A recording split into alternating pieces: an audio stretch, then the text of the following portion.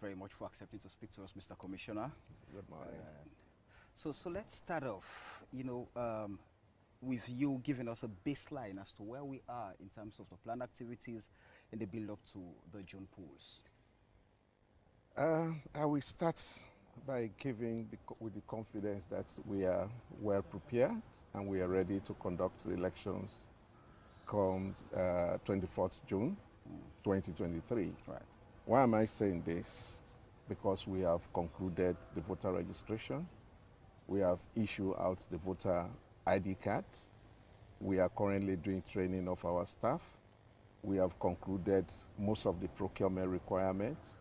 We are going to start recruitment of the staff for the field work. So basically where we are, we've done also the nomination process of the political parties, presidential candidates, parliamentary and local council, for local council positions. So basically, I'm confident that we are on course in terms of our timeline and preparedness for the elections. Right.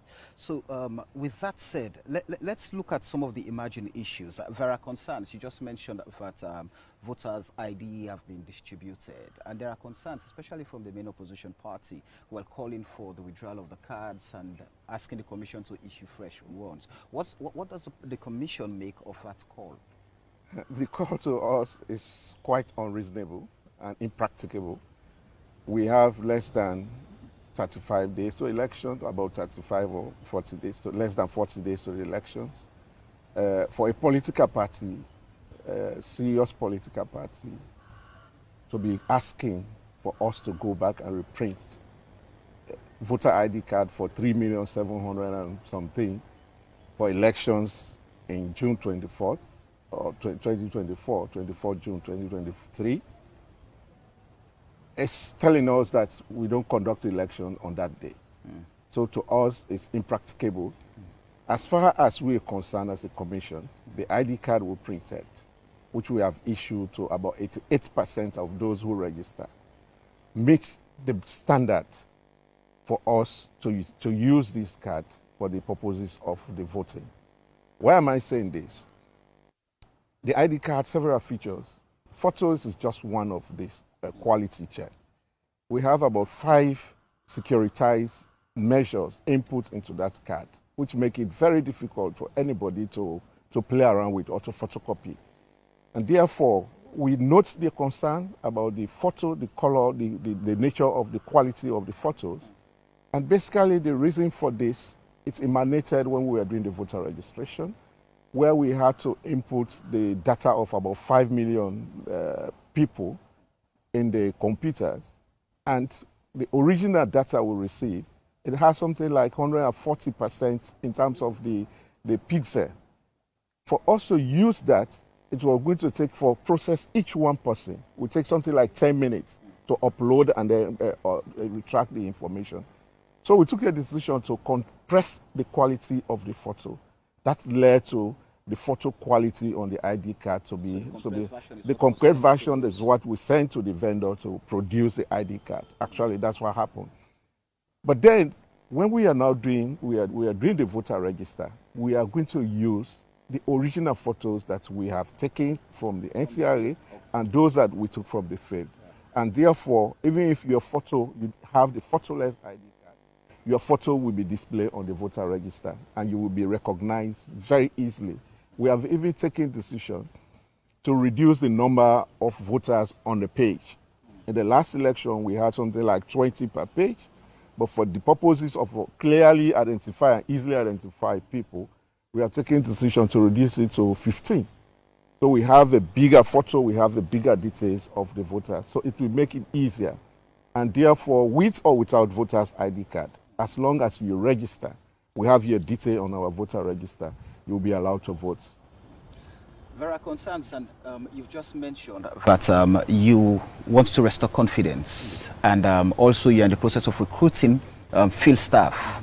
And let's go back to even when you were appointed. There were calls, there were concerns that, oh, the Chief Electoral Commissioner belongs to the ruling SLPP. So what's the process of recruitment for the field staff, the polling agents, and what level of objectivity and confidence would you want to give to Sierra Leoneans about the entire process? Let me start with the commission itself, including commissioners and staff. Right. I inherited the commission. The entire staff I inherited, about 90% are still there. Those who have left are those who have retired. I only dismiss those who have worked against the interest or against the staff code of. Did not remove anybody. In fact, I expanded the commission to allow those who have been in the commission for years to grow, give them directorate position, managerial position. So we have not dismissed anybody. And let me tell you, the recruitment of the commission has always based on merit through examination, extensive interview. And therefore I inherited a staff who were recruited 15, 20 years back by people who had been there to conduct election, two or three elections. So the idea of saying the commission is regionally biased towards the southeast is not correct. Even if that is the situation, nobody is responsible because they were recruited using the merit-based procedure. Then secondly, coming to the composition of the commission, the commissioners. We have 6 commissioners, including myself. I am from Kenema. I speak Mende. My background is Madingo, Konyaka, Mende. You have commissioner from the east, who is a Kisi. You have commissioner from the west, who is a Limba. In fact, her name is Kamara, but probably because her Marita name is Motsue, people associate her with southern region. Right. Then you have Baka Kuruma, who is a Timni. He speaks Timni fluently from Bombali. And then you have Kanu, a Timni from Poloko. So you have 2 Timni, 1 Limba, 1 Mende, or 2 Mende, 1 Kisi. So that's the composition of the commission. But we understand some of these issues, and so we try to focus on the things that we are doing. We know whatever politician or social media are saying about the composition in terms of the regionally imbalance, it's not true. And what about members of the commission were you the commissioners belonging to a political party? For me in particular, all my work institutions, there's a strict rule. There has always been a strict rule that I should not belong to a political party. I worked for the Anti-Corruption Commission for about 10 years before I left. I went to the African Development Bank, international organization, which clearly prohibits you from participating in political activities. Similarly, the other commissioners like Bakar, Alpha, they have been in the commission for over 15 years, which will not permit them to belong to a political party. Commissioner Mosue from the West, she was working for Political Party Regulation Commission, and also her job will not permit her to belong to a political party. Similarly, with the Commissioner for Eastern Region, Mrs. Moijwe, who had worked for NACID for over how many years, and she's retired. So none of us are member or is a member of any political parties, because our institution, we had worked for front against those conditions. Let's talk about the reintroduction of the district's block proportional representation system. And first, there were concerns as to how independent members of, candidates who are vying to be members of parliament would be included. And the threshold of over 11%. So let's talk about the provision or inclusion of those who are independent candidates into the process. Yeah, when we finally got the directive to use the proportional representation, before this election, before this system, there is no provision that debar in the constitution that debar independent candidates to contest for any position except for presidential, and therefore they have been independent candidates in parliament. Right.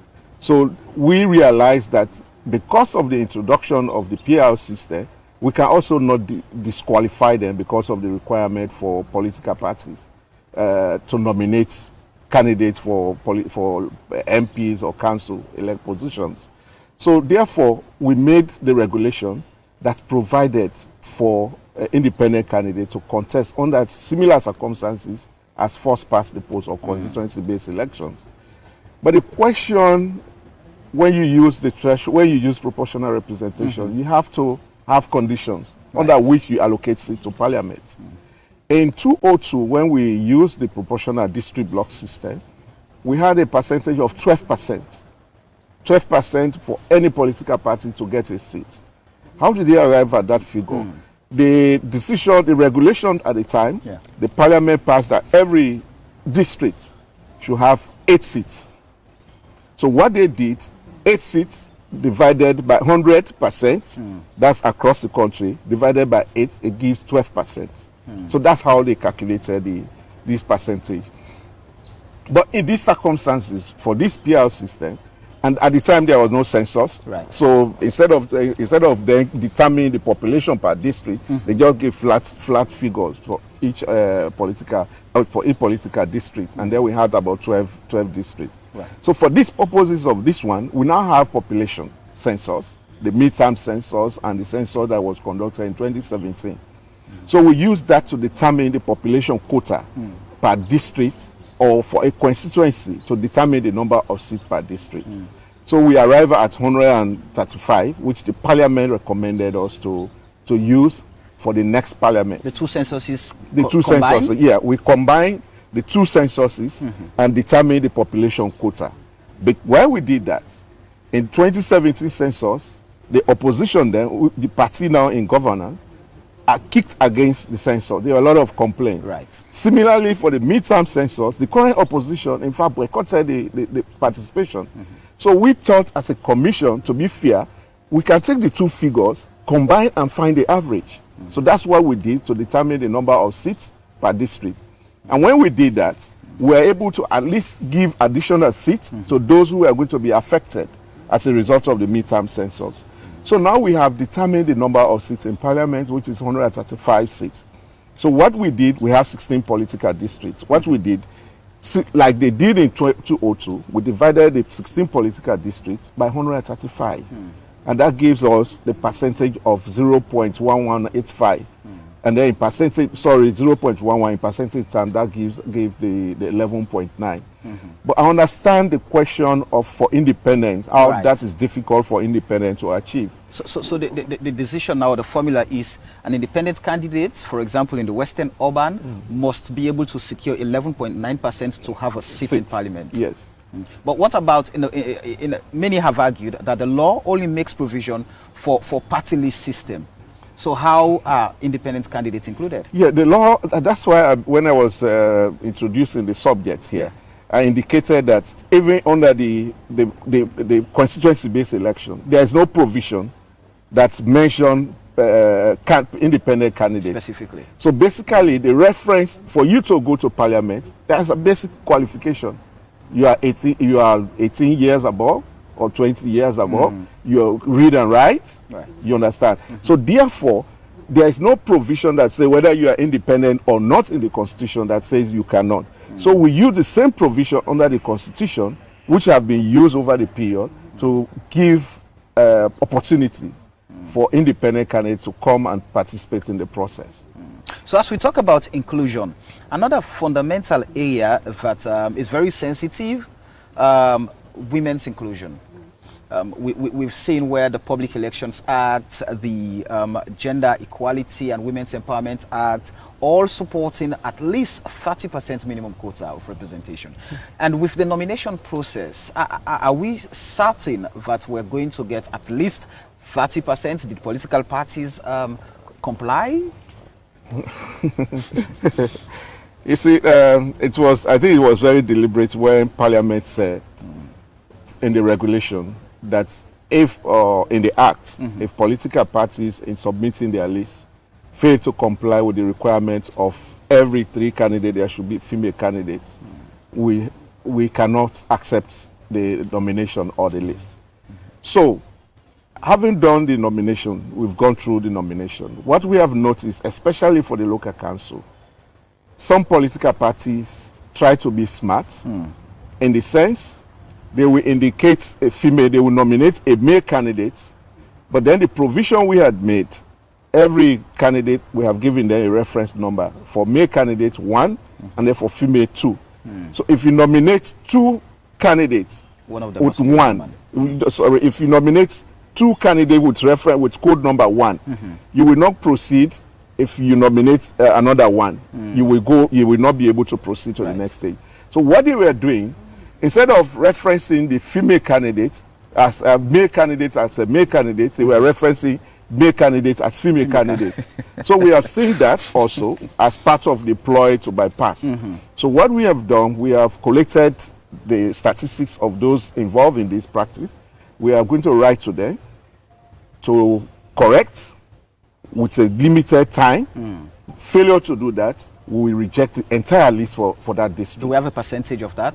I cannot remember the figure, but the operation have just done the analysis. Right. So once I get there, we will get this for all political parties? Not all political parties, some political parties. All right. Well, continue to stay with us. Let's quickly take this break and we'll be right back. All right, welcome back. This is Leone Decides 2023 series coming to you today. We're talking to the nation's Chief Electoral Commissioner, Mohamed Konneh.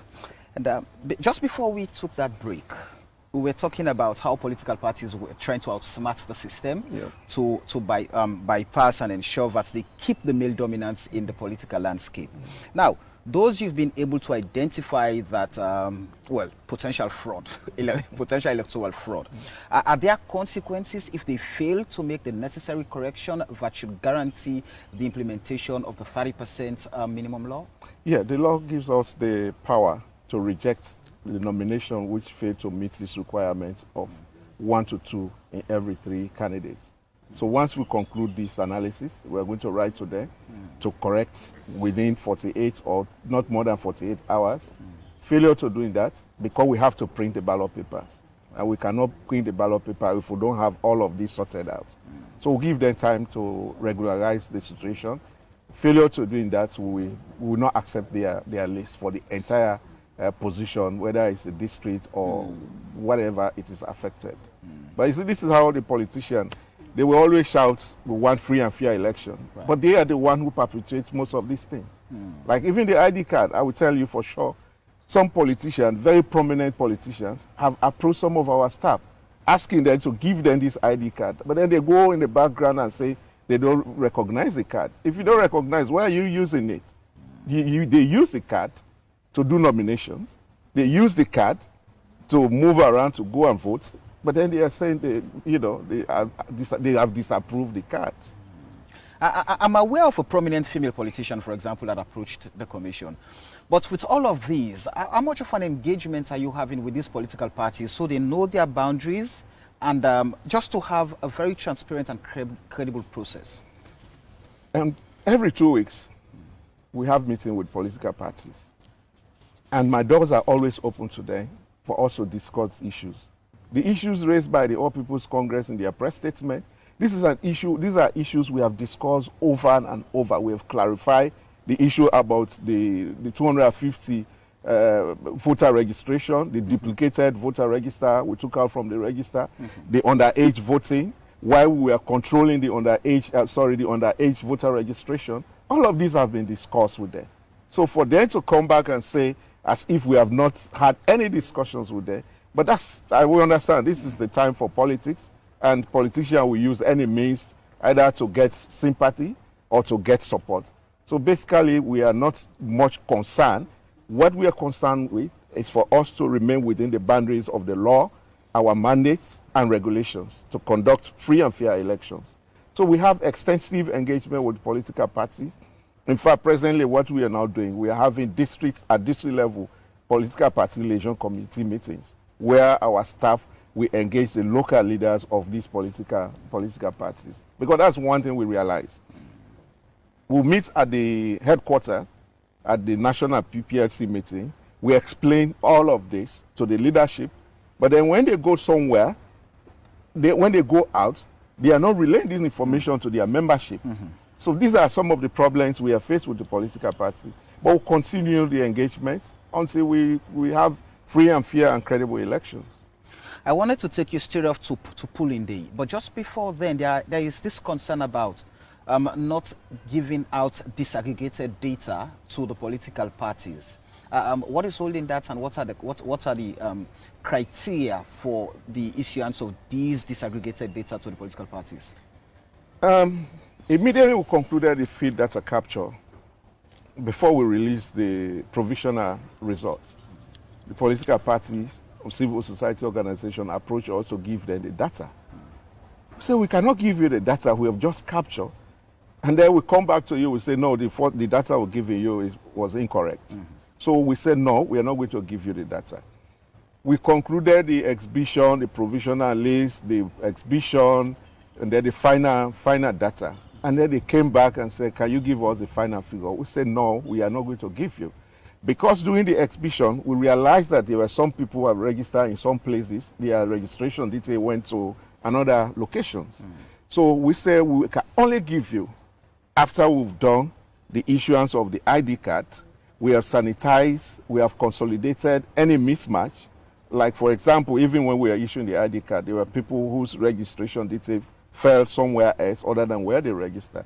So that has been our consistent message today. We cannot give you this voter register until we have sanitized, we have consolidated every information therein. And as a practice over the years, the Commission has always been giving political parties the entire voter register, which they have been using to give out to their agents. So that's basically the reason we have not given. But we have made a promise. The finalization of the consolidation is going to happen this weekend. And by next week, we'll start printing. Once we start printing, we are going to provide the details of disaggregated data on our website. Okay. It's not only for one political party, so that other political parties can have access to it. And at the end of the day, we'll give them the soft copy of the entire voter register for them to print out and utilize during the polling day. Let's go to polling day itself. We have days to June 24th already. And we're in the rains. Well, we're lucky it's not raining now, but we're in the rain. So what are the plans of the Commission to ensure that, even if it's paused on that day, people would go out and vote, that the centers would still be open? The preparation we have made arrangements. We started with, once we fixed the election dates, when we were doing the capture of centers, we are taking note of the possibility of raining on the 24th of June.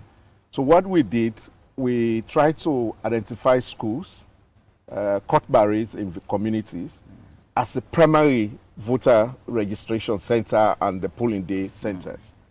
Those areas that we don't have schools, those areas that schools are far away, we have identified open spaces and some private properties. In addition to that, we're also going to construct booths with tarpaulins that will be able to accommodate our staff. And the other measure we want to undertake is for us to talk to private dwelling houses wherever we have this open space, so that when people go to register to vote, they will at least, it will be a holding space for them to stay and then move to where the voting is taking place. So this is something we have tasked our work coordinators and other staff, other field staff, to start looking out how do we engage private owners of property that at least can serve as a holding venue for that. But we pray that there will be no rains on that day. We had conducted elections in 2007. We conducted elections in August, and we were lucky, and we hope again we'll be lucky on 24th of June. There will be no rains. Right. Let's get to the environment.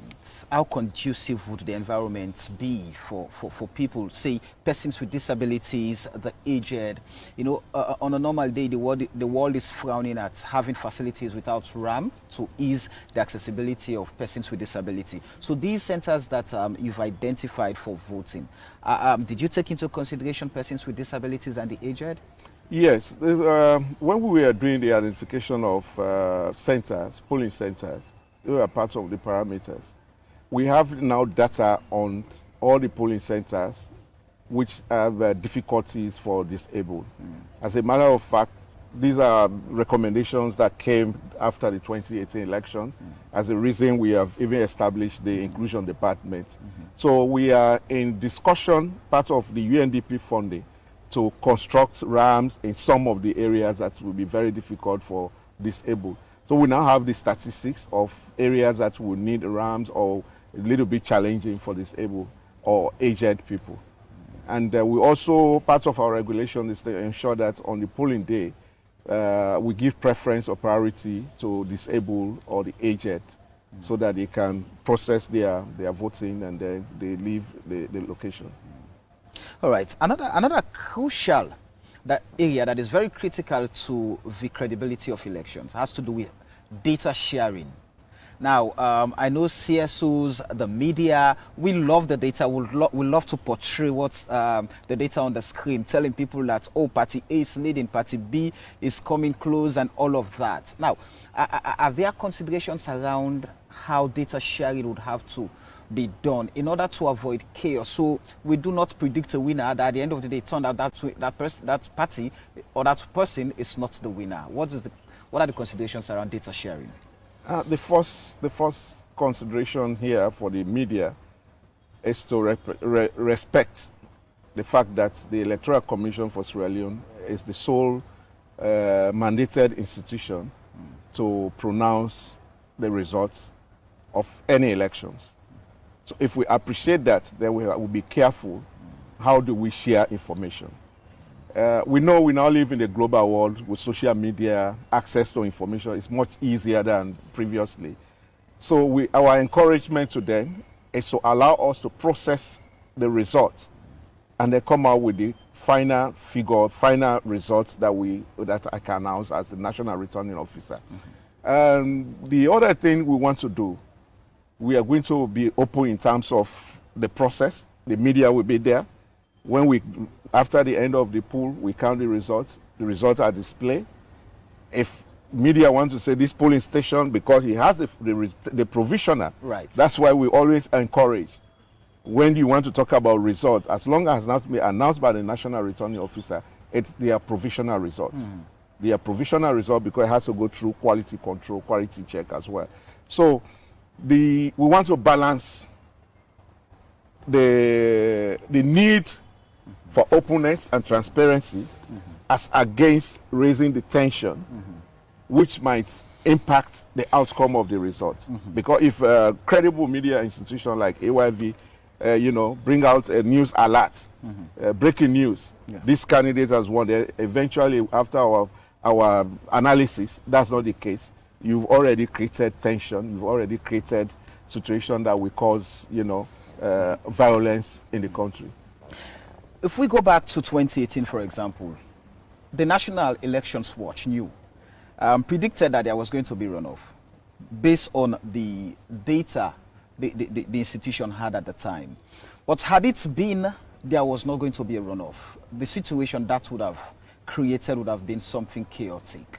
Now, what's the plan with these observers for them to understand their limit? Because like you mentioned, after elections, the polling staff would have to count and at the end of the day publish the provisional results. And from those publications, the media, CSOs, and everybody would want to show that, oh, I was there. In fact, this is the reality. And so based on this, I would tell you for sure, Party A is winning this election. Yeah, part of our requirement for the observers is to ensure that they don't go beyond their limits, their authorities. And we're going to make that very clear to our local observers, to the media. If you want to be accredited, you have to take an undertaking that you cannot release any results that has not been cleared by the Electoral Commission. Because as you rightly mentioned, these are the things that will trigger violence. If the politicians are claiming to have won the election, and then the third party in the management as an observer, then you give credence to whatever they are saying, then you are creating problem and pressure for the Electoral Commission. Because we cannot just come and announce the result. It has to go through a lot of process. And these processes are being observed by the political parties. We cannot come and say, we cannot encourage, and we will not encourage any journalist or any observing organization for them to release results which are not the final results from the commission. Just quickly, before we take a break, there is this emerging issue. Nomination candidates, we've seen letters of candidates pulling out of the race. In Konneh, for example. Does that in any way affect the work of the commission, especially with the timelines? What we will not encourage, once as I mentioned earlier, all this abnormally with this information we have received, some of the parties have communicated that to us. We are changing our these candidates, we are taking out these candidates with this. They have pay. That's the basic requirement. You have to pay for all. As long as you have paid for the entire positions in that district, you have some limits on period to do changes. Just like the law permits even presidential candidates, if there are any issues that disqualify a presidential candidate, the commission can give them time to replace within 7 days to replace the candidate. So we still have that opportunity. But once we sign the contract with the printer of the ballot papers, that's the final. And by next week, we are coming out with gazetted based on whatever correction they are going to do with the local council. We are coming out with the gazetted names of those who have gone through the nomination from these political parties. And once that is done, we will not change any names on the list. All right, continue to stay with us, Mr. Commissioner. Let's quickly take this break. We will be right back. This is the Leone Decides 2023 series coming to you on AYV Television, part of our elections coverage. We bring some of the leading lights within the electoral landscape that would shape the 2023 June 24th elections. And as I mentioned earlier, I'm with the country's Chief Electoral Commissioner, Mohamed Konneh. Just before that break, you I asked a question about candidates pulling out of the race after nomination, and you mentioned there is a window. Yeah. So even if political parties want to make a change of their presidential candidates, they have 7 days to do so. But in a situation where you have, say, 7 days or 5 days to the polls, does that window allow for any change? No, we don't have any limitation. Right. But if it has to do with the presidential candidates, there is a window to give a little bit of time by deferring the polling date, the election date, for them to arrange themselves. There's a window for that. But in terms of the requirements, once we sign off, all things being equal, we sign off, we cannot accept changes on the list. Let's talk about the collaboration within the electoral landscape. You know, for a normal Sierra Leonean, when on election day there are incidents of violence, the blame goes to the Electoral Commission for whatever happens. So how much of a collaboration are we going to see between the Electoral Commission, the security sector, the media, the CSOs, and all key players, including political parties who are always said to be those who foment chaos around the centers? It's one of my leadership approach since I assumed office is that I've always said in public gathering that the position of the chair, or the chair as we normally say in our local languages, a hot, I cannot bear the heat alone because there are so many players in the electoral activity, in the chain of electoral activities. And for us to achieve what we want, everybody needs to play their role in the chain of responsibilities. We have the security sector, we have the political party, civil society organization, the media. So what I've done to my best of ability is to share the responsibility and remind everybody of their own responsibility in the chain of the electoral process. On our part, we are responsible to prepare, provide, manage the logistics, create the environment, conducive environments for people to participate openly without hindrance. And the security sector, they are in charge of security to ensure that people are safe to participate in the process. So I've made that very clear to the military, to the police. And as a matter of fact, I'm a member of the security sector committee, and therefore we discuss security issues whenever we meet, especially at this point. This week, we have been touring the region. We were in Kenema, Bo, Poloko, Makeni, where we have been meeting, engaging with stakeholders. So we are in very good, positive working relationship with the security sector. In fact, we even requested the military to use some of their logistics in terms of deployment of materials to the election centers. So we have a very good working relationship with the security sector. So let's talk about deployment of the elections materials. In 2018, some of the concerns were there were hard to reach areas, and so there were delays in getting the materials in time to those centers, which to some point obstructed the time frame for polling stations to open and get people to go and vote. Are there considerations, are there plans to ensure that those delays the Commission encountered in 2018 will be addressed in time going to June? Yes, we have. When we were doing the center mapping, these are part of the information we collected. Each center, as we speak, we now know how many kilometers, how many hours it will take to get to these centers. We now know the means of transportation, so the easiest means of transportation to get to those centers. So previously, what they were doing, the Commission will focus on hiring of vehicles. And we all know in our territory, some of the territories are very difficult to reach, hard to reach areas.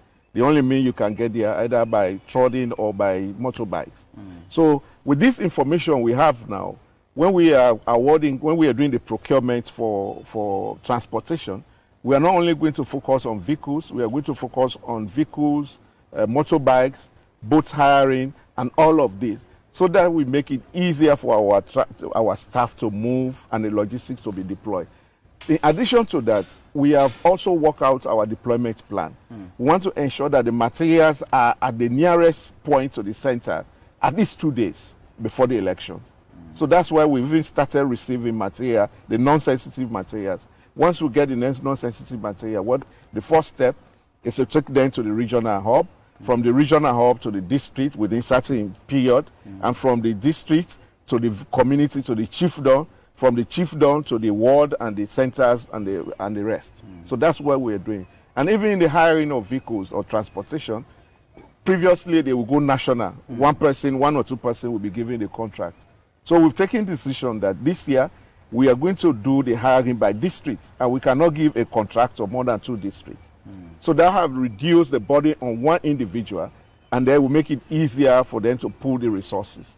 So we are in terms of the planning, but as they normally say, the best plan sometimes will not survive the first shot. Right. But that notwithstanding, we have put alternative measures in place to ensure that we distribute materials way ahead of time. There are hotspots for violence during elections.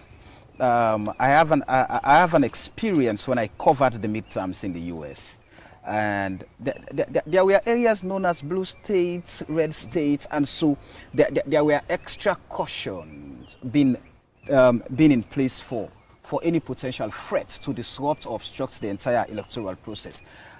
Do we have any similar situation in Sierra Leone already? We know regionally the country is divided along political lines. So are we taking into consideration all of those things just to have a very peaceful, fair, credible and transparent election?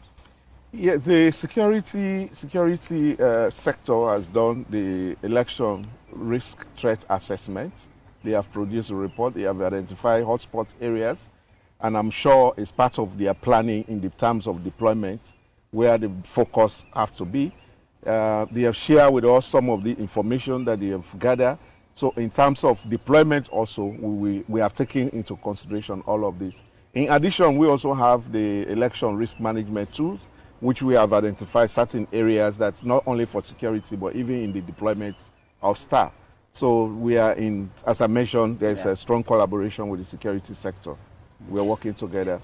We talked about the nomination of presidential candidates. Have you been notified of any petition so far since you temporarily or provisionally confirmed all those who went through the process? We have not received any objection or petition against any candidates. As a matter of fact, for presidential, it ended the 17th, that was yesterday. So we are now preparing to gazette the final list of candidates. Confirmed candidates. Confirmed candidates. So no objection would... We have not received any objection.